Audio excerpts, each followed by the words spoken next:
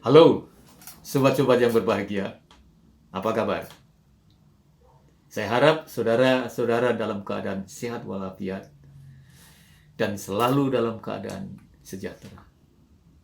Selamat datang dan selamat bergabung dalam channel yang khusus membahas masalah-masalah keuangan negara yang sedang up to date. Dan pembahasan ini akan dilakukan secara khusus dari aspek disiplin ilmu hukum keuangan negara.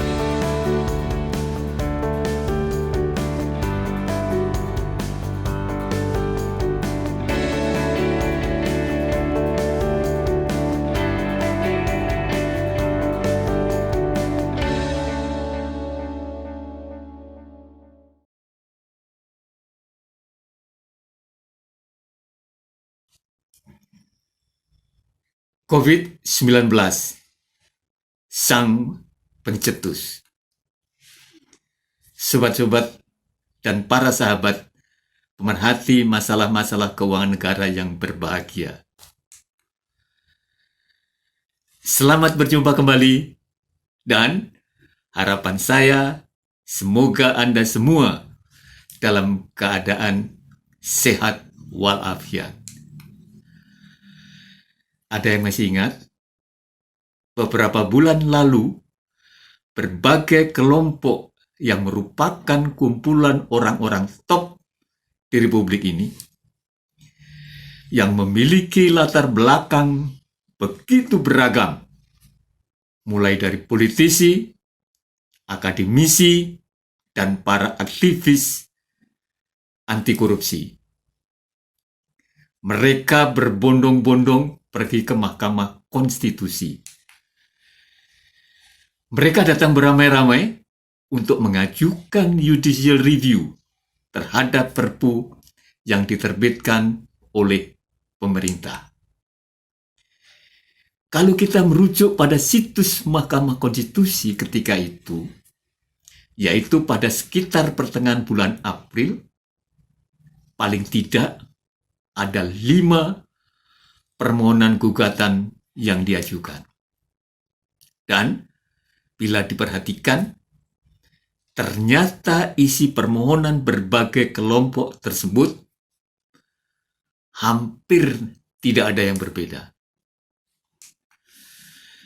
Mereka serempak tampaknya meneriakkan jargon-jargon atau slogan-slogan anti korupsi dengan mendalilkan bahwa isi Perpu tersebut mengandung imunitas bagi para pejabat dan legalisasi terhadap tindakan-tindakan koruptif yang nantinya bakalan dilakukan oleh para pejabat pemerintahan. Saudara-saudara, inilah yang menurut mereka sebagai tindakan inkonstitusional yang perlu diajukan ke mahkamah. Mereka menengarai banyaknya diskresi yang bakal dilakukan oleh pemerintah, seperti halnya yang terjadi pada masa lalu ketika terjadinya penggelontoran dana bantuan likuiditas Bank Indonesia atau yang dikenal dengan nama BLBI.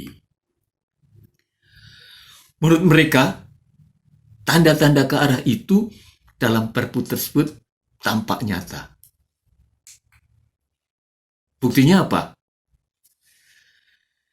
Masih menurut mereka sih, lihat aja pasal 2 Perpu.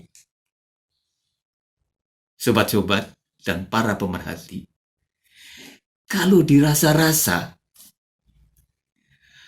rasanya kecurigaan mereka memang cukup beralasan. Bagaimana tidak? Bila diperhatikan pasal 2 Perpu, isinya memang memberikan kewenangan yang luar biasa luasnya kepada pemerintah. Intinya, semua tindakan pemerintah di bidang keuangan negara yang dulunya harus mendapatkan izin terlebih dahulu dari lembaga legislatif, nantinya tidak lagi. Hal ini pula lah tampaknya yang menurut beberapa anggota Dewan yang terhormat merupakan pelanggaran terhadap Undang-Undang Dasar. Karena menurut para yang terhormat tersebut, alasan kegentingan memaksa sebagaimana disyaratkan dalam Undang-Undang Dasar 45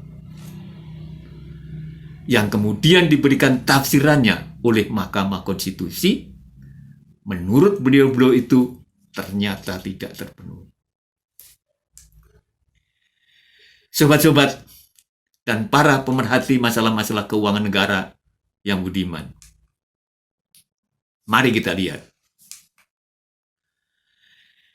Kalau sobat-sobat masih ingat, dalam diskusi kita yang lalu, saya menyampaikan bahwa berdasarkan prinsip anterioritas atau yang dikenal pula sebagai prinsip prealable, pemerintah dilarang melakukan kegiatan apapun kecuali telah mendapatkan persetujuan dari lembaga legislatif selaku wakil rakyat. Ternyata prinsip yang diinisiasi lebih dari 8 abad yang lalu, yaitu sekitar tahun 1200-an di Inggris tersebut, konon semakin berkembang di daratan Eropa. Dan dalam perkembangannya, prinsip yang merupakan political control tool of the government tersebut disempurnakan dan dilengkapi dengan prinsip-prinsip lainnya, yaitu prinsip periodisitas atau yang dikenal pula dengan nama prinsip anualitas. Kalau prinsip anterioritas menyatakan bahwa pemerintah dilarang melakukan kegiatan kecuali telah mendapatkan persetujuan dari lembaga legislatif yang diwujudkan dalam bentuk pemberian alokasi anggaran, prinsip periodisitas memberikan batasan bahwa alokasi yang telah disetujui tersebut hanya dapat dilaksanakan dalam kurun waktu yang telah ditetapkan. Di luar masa itu, kecuali ada yang sangat luar biasa, semua pengeluaran yang dilakukan oleh pemerintah dinyatakan ilegal. Saudara-saudara pemerhati masalah-masalah keuangan negara yang berbahagia, kalau dalam diskusi terdahulu saya sampaikan bahwa makna anggaran salah satunya adalah pemberian persetujuan terhadap pengeluaran negara, alokasi tersebut secara teori memiliki 3 aspek penting, yaitu pertama, menyangkut besaran. Dalam hal ini, yang dipertanyakan adalah berapa jumlah alokasi yang disediakan. Kedua, menyangkut tujuan, yaitu mempertanyakan alokasi yang disediakan tersebut akan digunakan untuk apa. Dan yang ketiga, menyangkut manfaat. Yang ketiga ini mempertanyakan manfaat apa yang akan atau bisa diperoleh nantinya dengan dana yang telah dialokasikan. Artinya, persetujuan terhadap pengeluaran tersebut sangat spesifik. Oleh karena itu, alokasi anggaran dimaksud tidak dapat digunakan untuk tujuan lainnya. Batasan inilah yang kemudian dikenal dengan nama prinsip spesialitas anggaran. Inilah kombinasi prinsip anggaran negara yang membuat rakyat, dalam hal ini lembaga legislatif, mampu mengendalikan seluruh kegiatan pemerintah. Prinsip-prinsip ini yang merupakan prinsip utama dalam The Golden Principle yang dimiliki oleh lembaga legislatif, khususnya dalam hal anggaran negara, hampir tidak pernah dapat dilanggar. Artinya, mau tidak mau, pemerintah harus mau dan patuh tanpa reserve. Sobat-sobat dan para pemerhati masalah-masalah keuangan negara yang bahagia. Namun, menurut kenyataannya, mengurus negara bukanlah hanya sekedar memenuhi kaidah-kaidah dan tata krama yang seharusnya ada dan seharusnya dipatuhi. Para ahli politik pun menekankan bahwa negara sebagai sebuah asosiasi manusia yang hidup dan bekerja bersama adalah untuk mencapai tujuan bersama. Yang ujung-ujungnya adalah menciptakan kesejahteraan bagi rakyatnya, atau mereka menyebutnya bonum publikum. Nah, pertanyaannya, bila pada suatu saat terjadi sebuah keadaan yang mengancam kesejahteraan rakyat, konkretnya sebuah keadaan bencana atau terjadi keadaan darurat, mana yang harus didahulukan? Apakah negara memaksakan pemenuhan tata krama yang ada atau mendahulukan menjaga kesejahteraan rakyat? Misalnya, dalam hal ini keselamatan rakyat. Sobat-sobat dan para pemerhati masalah-masalah keuangan negara yang berbahagia, tampaknya mengacu pada tugas dan fungsi negara, negara wajib mendahulukan keselamatan rakyat. Itu sebabnya bila diperhatikan, di dalam undang-undang dasar berbagai negara diatur tentang bagaimana negara menangani keadaan darurat tersebut. Langkah yang umum dilakukan adalah Undang-Undang Dasar memberikan kewenangan kepada kepala pemerintahan untuk mendeklarasikan keadaan yang luar biasa tersebut dan mengambil langkah-langkah yang diperlukan untuk menyelesaikan permasalahan yang sedang dihadapi.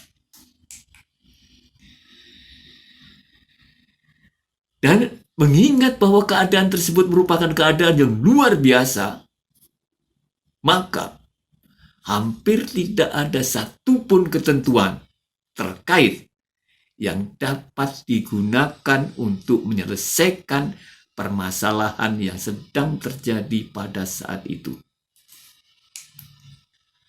Artinya, pada saat itu, telah terjadi suatu keadaan kekosongan hukum. Saudara-saudara pemerhati masalah-masalah keuangan negara, menurut para ahli hukum,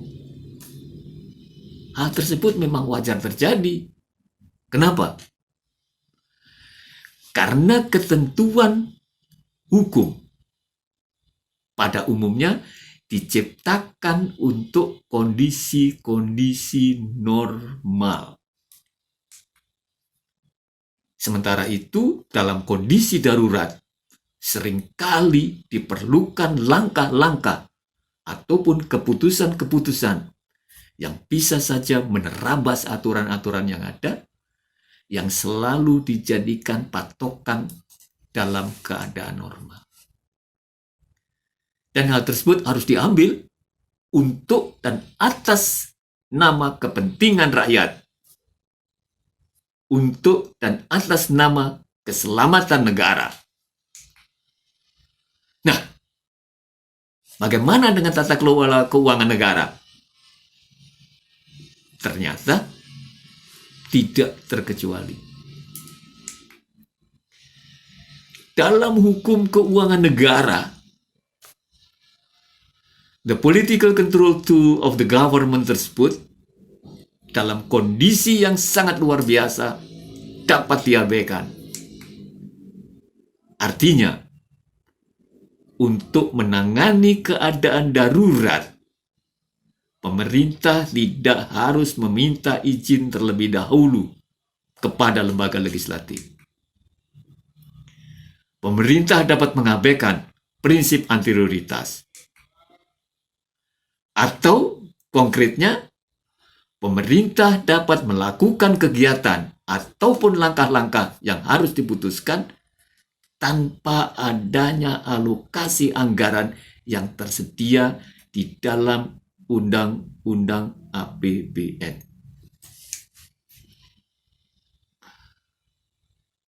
Kita abaikan prinsip periodisitas anggaran karena tindakan-tindakan yang dilakukan oleh pemerintah dalam penanganan keadaan darurat tersebut dapat saja membentang melewati suatu tahun anggaran yang telah ditetapkan. Dan juga bisa kita abaikan itu prinsip spesialitas anggaran.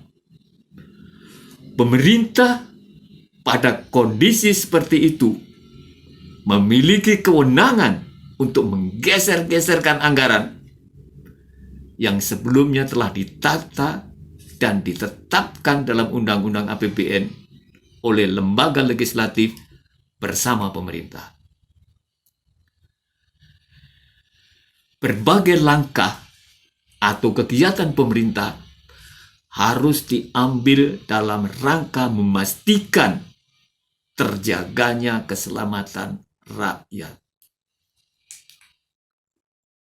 Dan hal tersebut pastinya dipandang jauh lebih penting dibandingkan dengan sekadar menunggu dan membahas atau membicarakan terlebih dahulu dengan para wakil rakyat di lembaga legislatif. Jadi, kalau menurut kenyataannya bahwa COVID-19 yang oleh dunia dinyatakan sebagai sebuah ancaman, dan oleh karena itu, kemudian Indonesia juga menyatakan dalam keadaan darurat sebagai akibat mewabahnya COVID-19, salahkah bila pemerintah menerabas tata aturan pengelolaan keuangan negara yang baku? Jawabannya, tentu saja menurut konsep teorinya adalah tidak. Artinya apa? pemerintah memiliki kewenangan. Pemerintah memiliki kesempatan untuk melaksanakan langkah-langkah atau keputusan-keputusan demi dan untuk keselamatan negara dan bangsa. So, gimana dong ceritanya kalau gitu? Makanya kita mesti tahu apa yang seharusnya kita tahu tentang hukum keuangan negara. Oleh karena itu, stay tune. Ikutin terus channel ini dan jangan lupa like, share, and subscribe. Sampai jumpa di topik yang akan datang. Salam sehat.